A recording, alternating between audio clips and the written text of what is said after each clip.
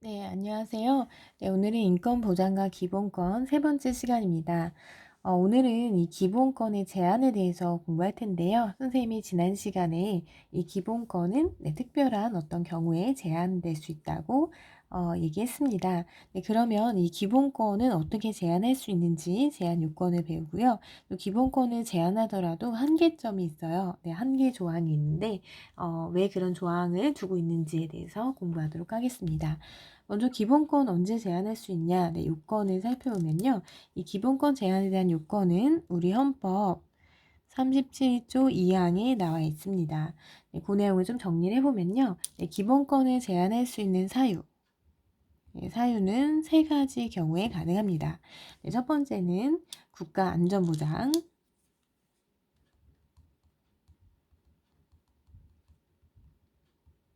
네, 두 번째는 질서유지. 네, 세 번째는 공공복리예요. 네, 이 세 가지 경우에 필요할 때 제한을 할 수가 있는데요. 국가안전보장, 예를 들어서 군사지역이 있어요. 네, 군사적으로 이제 중요한 그런 지역인데 이런 지역은 적에게 노출이 되면 안 돼요. 그래서 이 군사지역에서는 사진 촬영을 금지하고 있습니다. 그럼 내가 어느 곳에서 어떤 사진을 찍던 사실 나의 자유예요. 네, 하지만 국가 안전 보장을 위해서 군사 지역의 경우에는 사진 촬영이 금지됩니다. 그 다음에 이제 질서 유지인데요. 질서 유지. 내가 자동차 운전할 때 내 맘대로 내가 원하는 속도로 달릴 수 있는 자유가 있어요. 네, 하지만 우리는 과속을 금지하고 있죠. 네, 왜냐하면 질서 유지를 위해서입니다. 그리고 뭐 신호 반드시 준수하게 돼 있죠. 운전할 때. 네, 이런 것도 질서 유지와 관련이 있고요.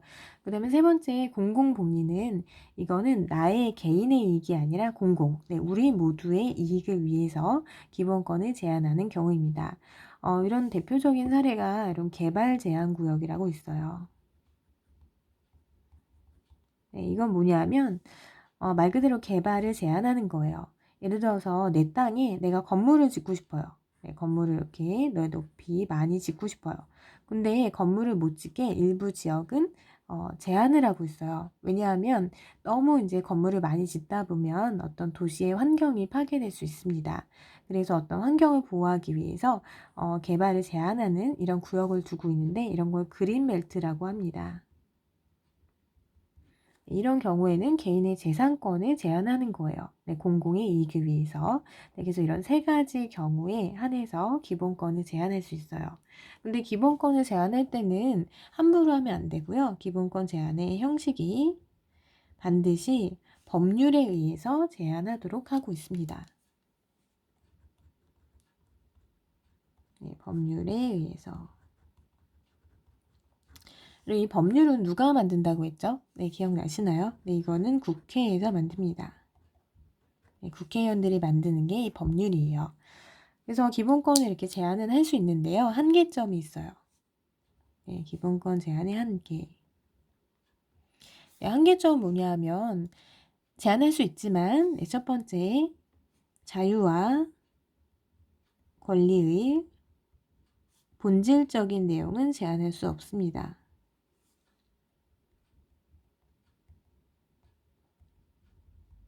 네, 이 얘기는 뭐냐 하면요. 예를 들어서 여러분 그 집회와 시위의 자유라는 그 자유권 중에 집회와 시위의 자유가 있습니다.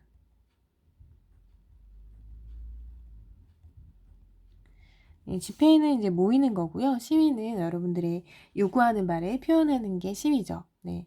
집회 시위의 자유가 있어요. 근데 이거는 제한할 수 있어요. 어떤 경우에 제한할 수 있냐면 어떤 그 밤에 특히 야간에 하는 경우에 제한이 가능합니다. 왜냐면 밤에 이렇게 하게 되면요. 다른 사람한테 피해를 줄 수가 있어요. 야간에는 아무래도 사람들이 뭐 잠을 자거나 조용히 자신의 어떤 사생활을 즐기는 사람들이 있는데 밖에서 집회 시위를 하면 그게 시끄럽잖아요. 그런 사람한테 방해가 되면 어떤 공공복리, 네, 모두의 이익을 위해서 제한이 가능하고요. 또 이제 밤에 하다 보면 약간 소란스러워지고 그러다 보면 뭐 이렇게 길에서 도로에서 뭐 시위를 하게 되면 교통이 조금 혼잡해질 수도 있어요. 그래서 질서 유지를 위해서도 뭐 야간에 밖에서 하는 5개 집회는 뭐 제한이 가능해요. 하지만 최소한의 제한만 해야지 집회와 시위의 자유를 아예 "너는 할 수 없어." 라고는 하지 못한다는 거예요. 그래서 자유와 권리의 본질적인 내용은 침해할 수 없다는 게 이 기본권 제한의 한계입니다. 이런 한계의 조항을 두고 있는 이유가 뭐냐면요. 국가가 함부로 다른 사람들의 기본권을 제한하는 거를 막기 위해서예요. 그러니까 이거는 국가의 권력 남용을 방지하기 위해서 이런 한계점을 두고 있습니다. 즉 국민의 기본권을 보장하기 위한 그런 목적이라고 보시면 됩니다. 그래서 제한을 하더라도 본질적인 내용은 침해할 수 없어요. 그리고 이제 두 번째는 이 기본권 제한을 통해서 얻는 이익이 개인이 침해되는 어떤 그 피해, 그 침해되는 그 피해보다는 커야 돼요. 이걸 좀 어려운 용어로 법익의 균형성이라고 하는데요. 다시 정리를 해보면 이 기본권 제한을 통해서 우리가 얻을 수 있는 공익, 보장받을 수 있는 공익이 이 기본권 제한으로 침해되는 사익보다 커야 한다는 것입니다. 만약에 이 기본권 제한을 통해서 얻을 수 있는 공익이 개인의 기본권 제한으로 침해되는 사익보다 크다면 제한을 하는 이유가 없겠죠. 그러니까 개인의 어떤 피해를 최소화해야 된다라는 원칙이라고 보시면 됩니다. 그럼 예를 들어서 사례를 하나 살펴볼게요. 기본권 제한의 사례. 그럼 지금 코로나19 유행하고 있죠.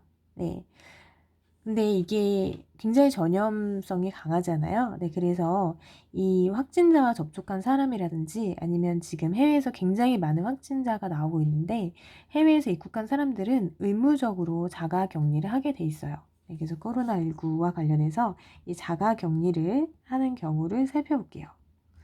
자가 격리를 한다는 거는 집에 있으라는 거예요. 어디 나가지 말라는 거죠. 돌아다니지 말라.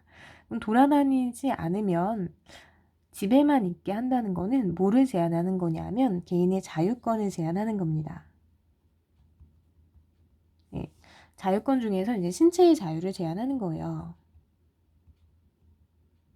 우리는 자신이 가고 싶은 곳 어디든지 갈 수 있거든요. 근데 국가가 너는 잠시 동안은 다니지 말아라 라고 신체의 자유를 제한하는 거예요. 왜 제한하는 거죠? 바로 제한하는 이유는 어떤 국민의 건강을 위해서 국민의 어떤 건강권을 보장하기 위해서 이 확진자 접촉한 사람이라든지 해외에서 입국한 사람들의 신체의 자유를 제한하는 겁니다.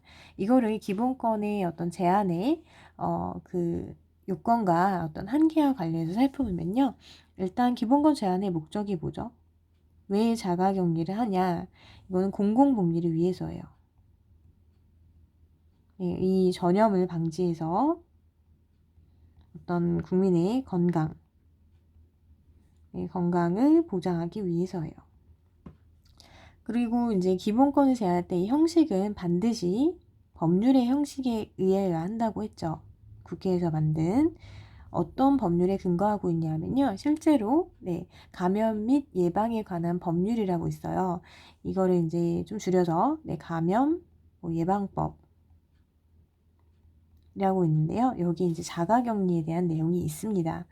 그래서 이 법률에 근거해서 자가격리를 하는 거고요. 그 다음에 한계를 살펴보면 너는 영원히 집 밖으로 나갈 수 없어가 아니에요. 이 어떤 자유권을 완전히 박탈하는 게 아니라 최소한의 기간을 주고 있죠.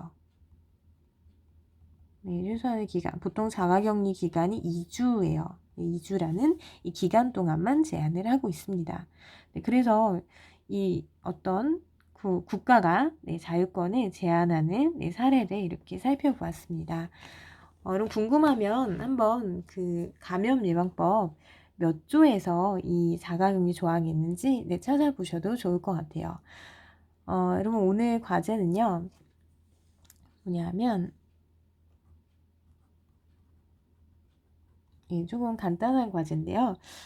이 코로나19와 관련해서 이 자가격리자들이 집 밖에 못 나가요. 자가격리 기간 동안. 근데 곧 4월 15일 날 총선이 있어요. 그러면 총선에서 이제 선거권을 갖는 사람들이 있는데, 네, 만 18세 이상은 선거권을 갖겠죠? 근데 내가 만약에 자가격리자예요. 그러면 선거도 사실 하러 갈 수가 없어요. 집에만 있어야 하기 때문에. 그럼 이런 사람들한테 이 선거권을 제한을 해야 될까요? 아니면 선거를 할 수 있게 보장을 해줘야 될까요? 그래서 이 코로나19 자가격리자들이 이 총선의 선거에 참여하지 못하게 하는 것, 이런 것이 참정권의 침해인지,